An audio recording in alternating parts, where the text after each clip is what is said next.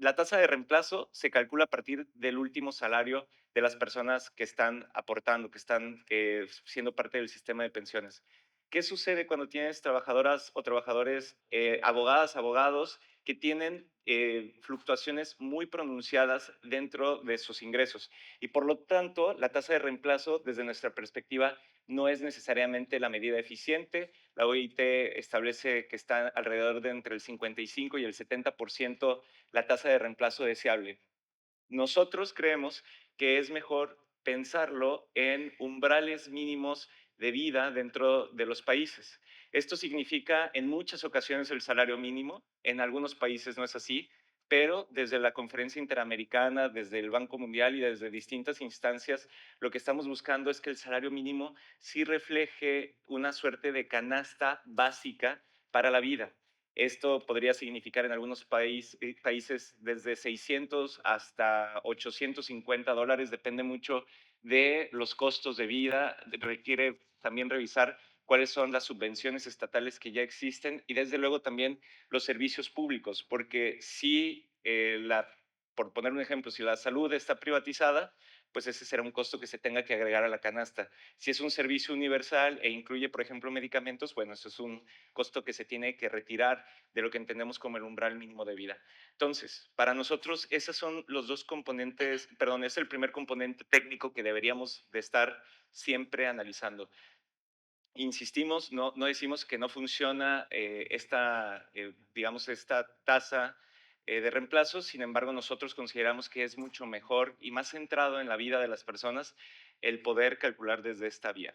Y por otro lado, la sostenibilidad del sistema. Eso es, digamos, el otro componente que podríamos plantear, que es más técnico y que es un elemento que nos dice que es una buena pensión, porque una buena pensión no es la pensión que me alcanza para 2 años, que a lo mejor me están dando $1,500 y es maravillosa, sino la mejor pensión es la que tiene sostenibilidad en un horizonte de tiempo, 50, 100 años, desde luego que nos gustaría decir que tendrá para 150, pero cada país va a ir determinando cuál es ese horizonte de tiempo que le da certidumbre a su ciudadanía, que le da certidumbre a sus inversionistas, que le da certidumbre a cada una de las partes. Lo real es que la sostenibilidad es una discusión permanente. La Conferencia Interamericana de Seguridad Social nació en 1943 con el objetivo precisamente de dotar las herramientas actuariales de administración de seguridad social a los países y desde ese momento estamos discutiendo cuál es la pensión sostenible en el tiempo suficiente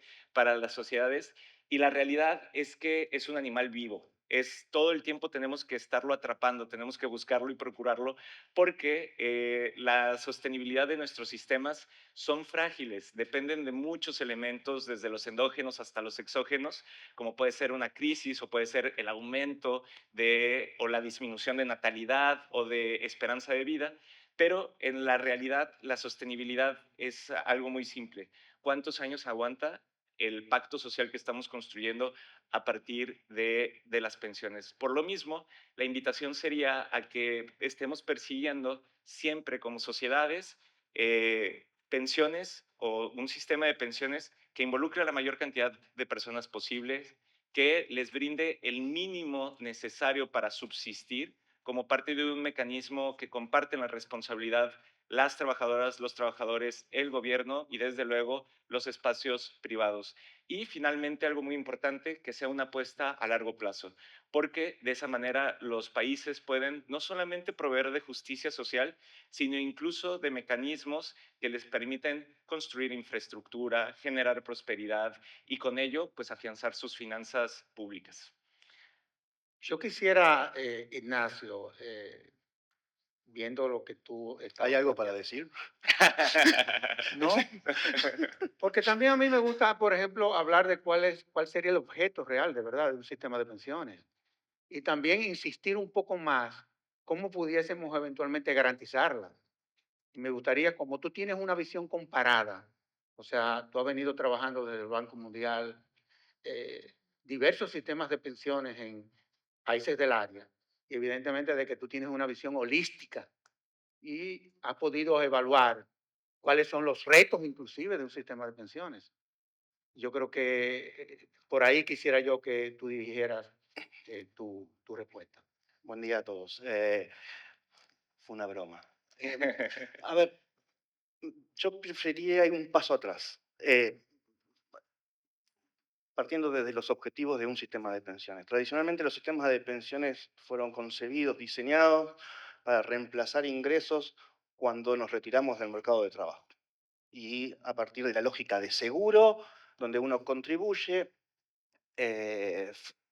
frente al riesgo de llegar a la vejez y por tanto tener que retirarse de nuevo. Ese riesgo hoy no existe.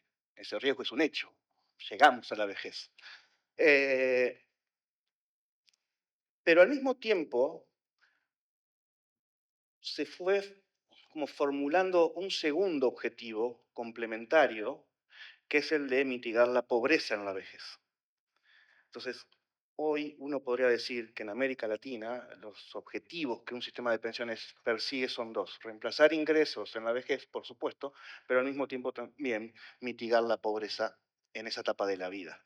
Y el sistema, en promedio, en general, para nuestros países, lo cumple, a diferencia de otros casos como los tigres asiáticos y demás. En nuestros países, en América Latina, el sistema de pensiones cumple ese rol, perdón, de mitigar la pobreza en la vejez. Cuando uno compara cuál sería la pobreza en el grupo de adultos mayores de 60, 65 años en adelante, con y sin programas de pensiones, la pobreza es significativamente mayor. Entonces, yo prefiero partir de ese punto, que es un punto a favor. Ahora, por supuesto, tiene desafíos, y Pedro lo mencionaba, porque en esas tres dimensiones que él mencionó, cobertura, suficiencia y sustentabilidad, hay disyuntiva. Quiero decir, si yo quiero meter más gente dentro del sistema o pagar más, bueno, tengo que gastar más plata, por supuesto. Y si quiero de alguna manera contener o fortalecer la sustentabilidad, tengo que o reduzco cobertura o reduzco beneficios. Y ese es el desafío desde desde las personas que administran los sistemas, desde las personas que diseñan el sistema, desde nosotros mismos también.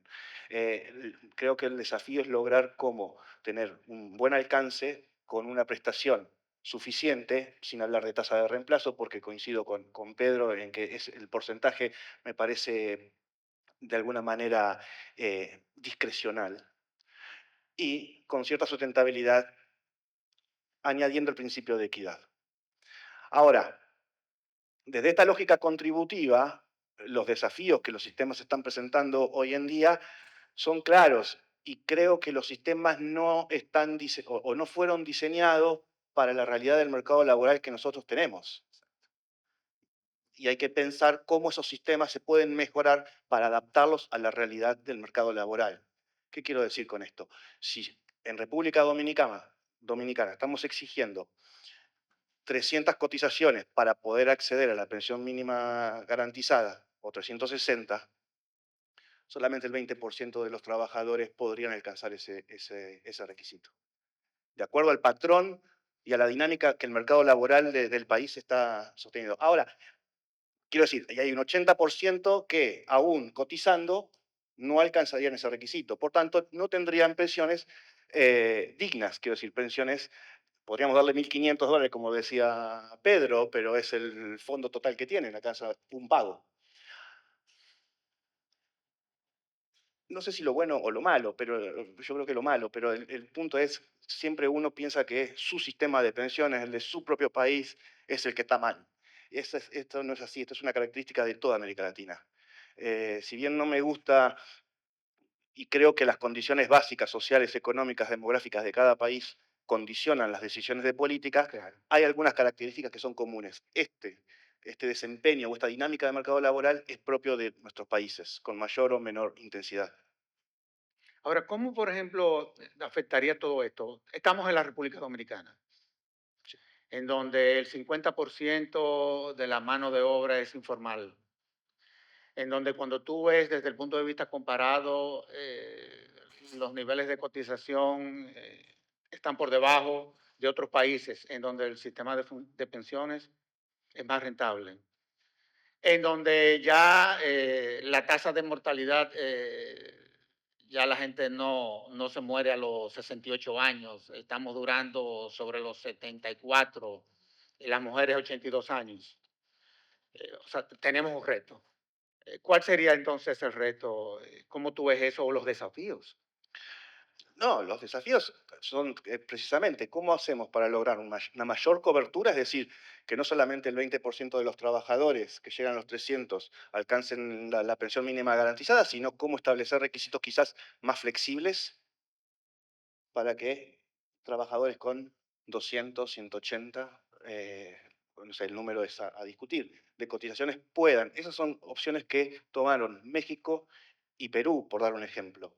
Quiero decir, el requisito de años de cotización es un requisito que bien, si bien tiene un sentido teórico, es muy restrictivo. En todos los países. En Argentina son 30 años de cotización, en Uruguay son 30 años de cotización. Y es la misma historia. México y Perú optaron por una política que es de flexibilizar ese requisito.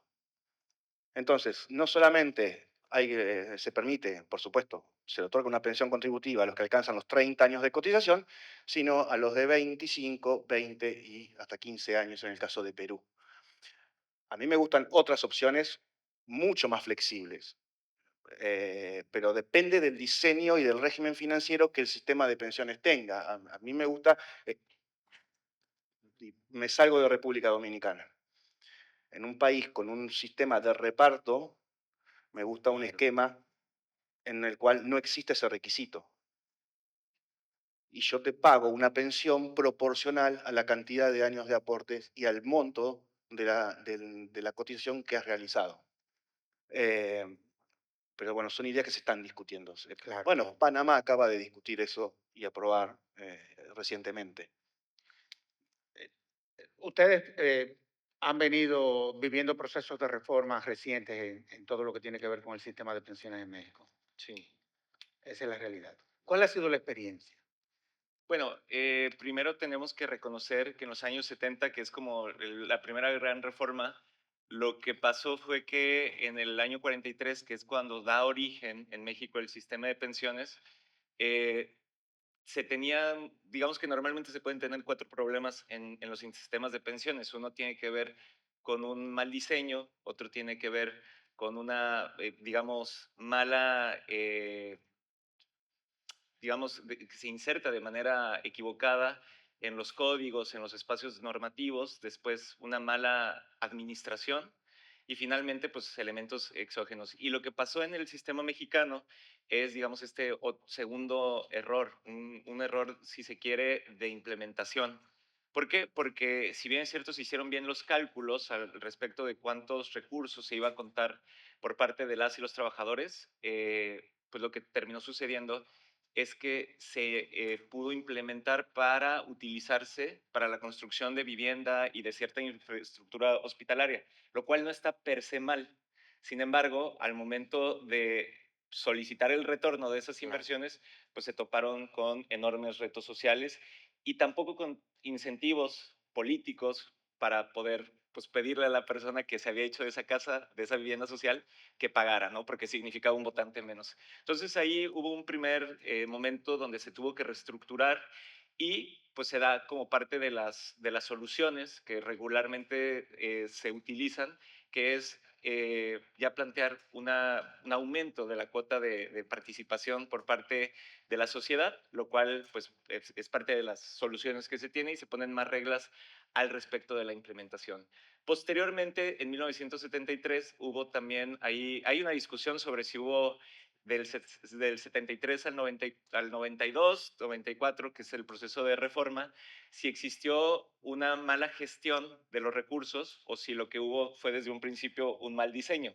Porque no solamente el sistema mexicano, sino en general muchos sistemas se diseñaron malamente pensando que el trabajador actual iba a pagar lo de la trabajadora o el trabajador que posteriormente se pensionara. Y eso pues no es sostenible en el tiempo porque van a haber menos trabajadoras y trabajadores activos en algún punto de la historia y eso significa pues esencialmente una crisis, ¿no? Entonces viene el periodo de reforma de los noventas, ciertamente de, digamos, de cuentas individuales, siguiendo el modelo de las AFPs chileno, ya también trabajado en Colombia y de alguna manera se construyó ahora pues la dinámica de privatización de las pensiones.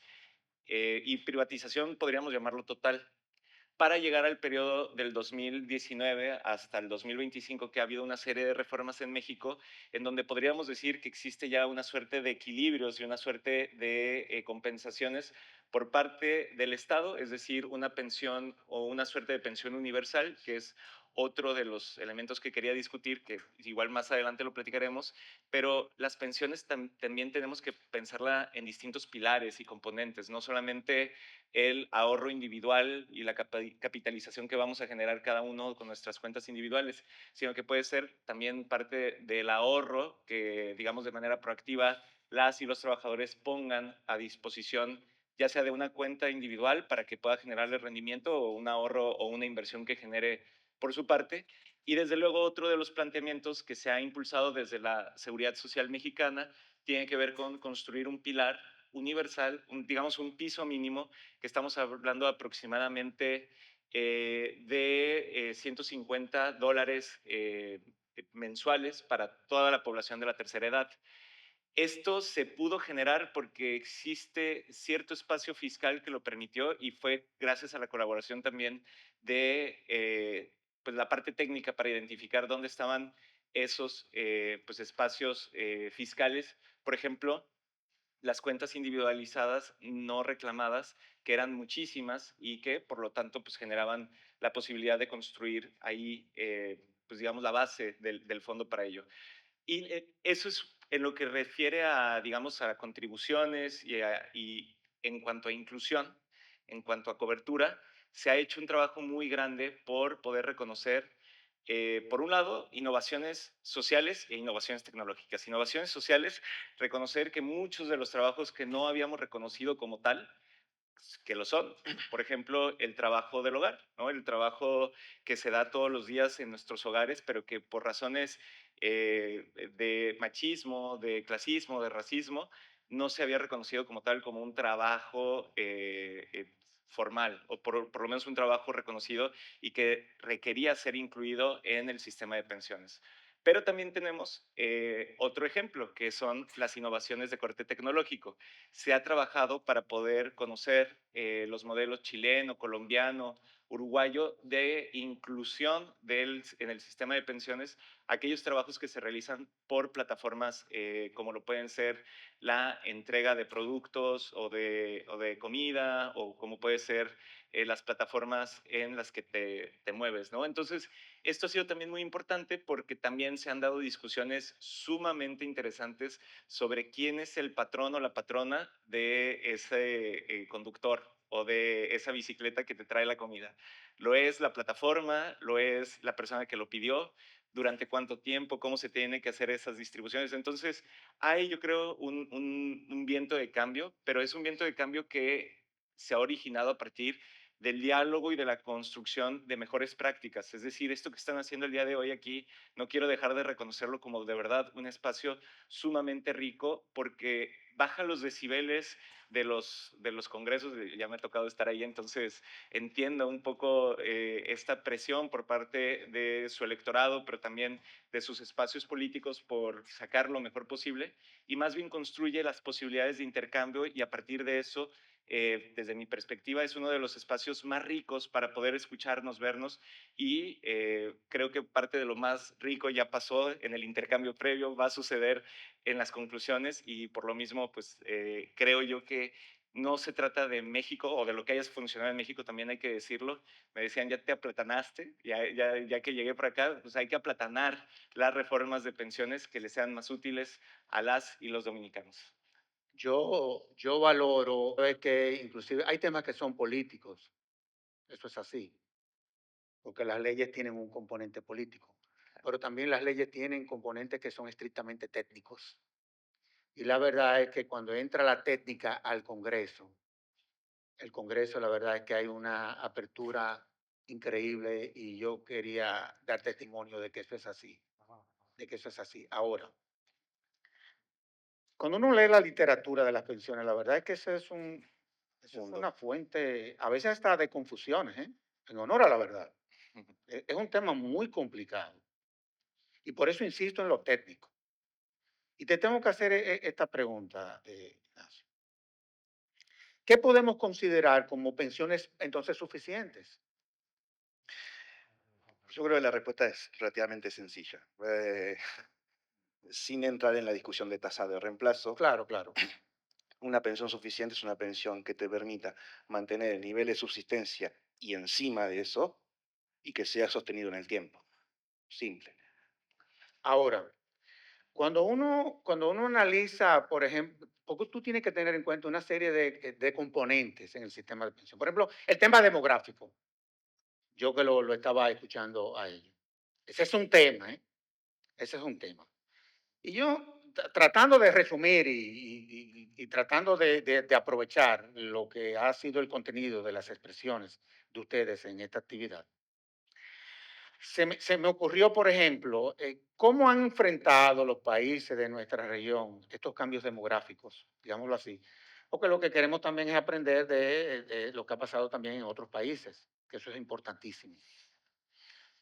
Eh, ¿Y cuáles nuevas tendencias han surgido para impulsar el ahorro voluntario, por ejemplo? Que se habla muy poco muchas veces de esas cosas, dado estos retos. Y quisiera que esa pregunta me la respondieran los dos en 4 minutos cada uno, un tanto como para poderle darle la oportunidad a nuestros asambleístas a que cualquiera inquietud o cualquiera pregunta que ellos quisieran hacer, nada, yo entiendo que es la oportunidad. Eh, eh, Cada segundo ocurre un milagro, el secreto es que uno lo quiera ver. El hecho de que nuestros congresistas estén aquí un día como hoy, en donde estamos conociendo y aprobando 3 códigos, yo creo que debemos de reconocer el interés y sobre todo el compromiso que tienen nuestros congresistas, sobre todo en un tema tan sensible y tan trascendente como este. Y sobre todo porque es un tema que es de largo plazo, Por que no supuesto. es importante, pero a veces no es urgente. Y yo entiendo perfectamente que el rol de ustedes es salvar las urgencias y el día a día, como decimos nosotros los argentinos, lo lleva puesto. Entonces, hacerse ese espacio para salir un poco de la coyuntura y pensar un poquito a largo plazo me parece que es más que valorable. A ver, voy a tratar de ser muy breve. Por supuesto, América Latina está enfrentando un serio desafío que es el envejecimiento. En realidad, la transición demográfica hacia una población más envejecida, Sí. lo que habitualmente denominamos envejecimiento poblacional. El problema que tiene la región es que además de la transición demográfica, del envejecimiento, este proceso se está dando a una velocidad muchísimo más rápido que lo que se dio en Europa. A Europa le tomó 70 años entrar en la etapa del envejecimiento, a nosotros nos lleva 35, 40 años dependiendo del país. Y por supuesto, esto impacta en los sistemas, en el desempeño de los sistemas de pensiones, no solamente en los sistemas de reparto o de beneficio definido, como que muy bien lo decía Pedro, porque te cambia la tasa de sustentación del sistema, aportantes por beneficiarios, sino también en los sistemas de capitalización, porque al aumentar la esperanza de vida, aumenta el periodo de jubileo o de recibimiento del beneficio, por tanto el fondo se tiene que distribuir entre un periodo más largo. ¿Y qué hacemos? Eh, bueno, algo hay que pensar, y los países lo están pensando, y lo están encarando de una manera que a mí me parece loable, porque lo están encarando a partir de convocar al diálogo plural entre todos los actores clave, porque nuevamente, esta es una discusión muy controversial, a veces lo que se decide no es políticamente correcto o no, no gusta, digo, a nadie le gusta decir hay que aumentar la edad de retiro. Entonces, se trata de ir a través de un consenso o un nivel de aceptabilidad eh, plural y social. Hay varios casos que lo han hecho. El más reciente es Uruguay, donde a través de una comisión de expertos de seguridad social, que era una comisión conformada por políticos y técnicos de todos los partidos políticos, representantes de la SAFAP, de los jubilados, de los empleadores, discutieron un diagnóstico del sistema y hicieron una propuesta de reforma bastante consensuada. Hoy se está revisando, pero se aprobó finalmente en el 2023. Desde el punto de vista de los sistemas de beneficio definido, queda claro, la primera reacción que uno toma es, o que la gente común, digamos, dice es, hay que aumentar la edad de retiro. No, no es la única opción. Porque sí, la podemos aumentar un poco y un poco, pero llega un momento que ¿Hasta dónde la vamos a llevar? ¿Hasta 80? Tenemos un problema ahí. No, digo, hay que revisar todos los parámetros del sistema. Eh, en los sistemas de capitalización, me gusta la idea que es una especie de aumentar la edad de retiro, pero no lo es, sino que es el parámetro, son los seguros de longevidad. Entonces, yo permitiría con el fondo acumulado financiar X cantidad de años, no necesariamente tiene que ser una renta vitalicia, sino al contrario, un retiro programado, porque está definido el periodo. Y si realmente se da el siniestro, porque en teoría del seguro se dice siniestro, de pasar esa edad, digamos 80, 83, 78, la que sea, se dispara el seguro. Entonces, uno está recibiendo una pensión del fondo al mismo tiempo que está pagando por un seguro de longevidad cuyo riesgo es asumido por la compañía de seguro. Y eso me permite al mismo tiempo asegurar una renta vitalicia. Sí, y bueno, yo creo que en ese sentido los invito a pensar en la gastronomía, ¿no? Dicen que un buen platillo es el que puede sumar en sí mismo una ensalada o alguna pasta, pues lo salado, pero con algo dulce, pero con algo agrio, con algo umami, ¿no? Y que va construyendo un platillo que tiene un perfil complejo. Bueno, lo mismo pasa con las soluciones para la seguridad social. Es decir, todas las medidas tienen que ponerse sobre la mesa. El aumento de edad en ciertas sociedades en donde la esperanza de vida ha crecido, pero también tenemos que sumar el tema del aporte de parte de digamos, de las y los trabajadores. También se tiene que pensar en el ahorro voluntario, que es Claro. precisamente un elemento fundamental y que estamos viendo que existe como una de las alternativas a lo que actualmente vivimos como parte de las crisis. También bueno, incentivar, mejor dicho, que la edad aumente, es decir, quizás quitar los mecanismos, no quitarlos, pero generar un sistema de beneficios o de incentivos para que las personas quieran permanecer durante más tiempo cotizando dentro de los sistemas.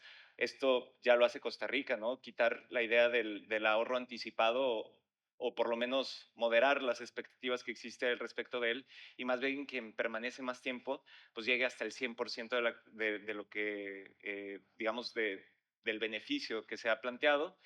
Y también generar pisos, que era lo que platicaba previamente. O sea, que los techos sean o que haya muchas posibilidades de llegar a un techo enorme, pero que el piso esté fijado para que pues las personas se puedan pensionar. Esta cifra del 80% que está cotizando y que no alcanzaría las 360 cotizaciones es un problema para toda la sociedad Uf, de República Dominicana. O sea, y lo digo también en un aspecto ideológico, incluso para cada una de las fracciones representadas aquí, pues para todos sus votantes esto representa un enorme problema. Entonces lo que tenemos que voltear no es a decir, pues es problema de ellos porque no cotizaron a tiempo, sino más bien cómo adaptamos el sistema a una realidad tangible, ¿no? Que eso es quizás el último elemento de este perfil de platillo que tiene muchos ingredientes y muchas texturas y sabores, tiene que ver precisamente con que se adapte al país. De nada les sirve al sistema de República Dominicana que lo que funcionó en un país de 130, 150 millones de personas, lo queramos adaptar aquí claro, con las realidades claro. financieras, sociales, incluso de conocimientos previsionales y financieros que tenga la población, ¿no? Entonces, estos cambios se pueden hacer, estos cambios son muy importantes que también decirlo de una forma muy sencilla es cuando ya te enfrentas al cálculo y te explican cuáles son los diferentes escenarios, ahí empiezan a reducirse las diferencias ideológicas y más bien se construyen escenarios sobre lo posible. Claro, desde la rectoría del Estado, claro, desde una visión que brinde derechos, claro, desde esta búsqueda de incluir a la mayor cobertura posible, pero siempre uno se termina enfrentando al cálculo actuarial que te dice, pues este es el margen en donde te puedes mover. Y fuera de ello, pues ya es muy complicado que algo, digamos, un sistema de pensiones pueda alcanzar la sostenibilidad. Dicho entonces de una manera muy sencilla, las soluciones van a venir de muchas fuentes. Tenemos que revisar desde los componentes de ahorro voluntario, desde el tema de seguro de vejez, debemos de replantearnos las edades en las cuales se van a permitir estos retiros y cómo vamos a premiar quien más permanece dentro del sistema y desde luego cómo le damos la sostenibilidad en el tiempo. Estos son algunos de los elementos que podrían ser las respuestas que vemos desde afuera, pero que también podrían hacer sentido dentro de la República Dominicana. Y qué bueno que tú planteaste el tema de que cada país tiene su idiosincrasia y tiene Sí. sus particularidades. Es verdad que uno debe de tener siempre una visión comparada, pero partiendo de que cada país tiene sus particularidades, digámoslo así. Eh, es increíble hablar de las pensiones, ¿eh? Porque yo valoro mucho que aquí esté el ministro de la presidencia, esté nuestro congresista, esté el superintendente, está inclusive hasta el superintendente de valores, están las autoridades, están los operadores, en fin, porque a fin de cuentas hay conciencia en la República Dominicana de las cosas que tenemos que hacer, pero a veces uno cree tener la razón en las cosas. Y a fin de cuentas, lo importante es que no perdamos el juicio. Cuando los temas son tan sensibles y tan delicados y que generan a veces hasta pasiones.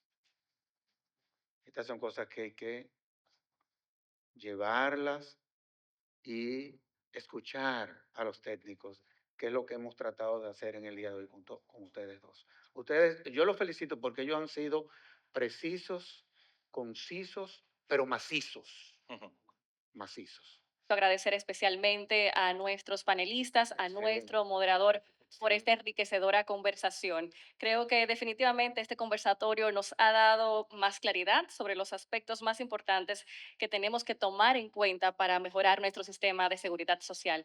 Muchísimas gracias a todos y que pasen feliz resto del día.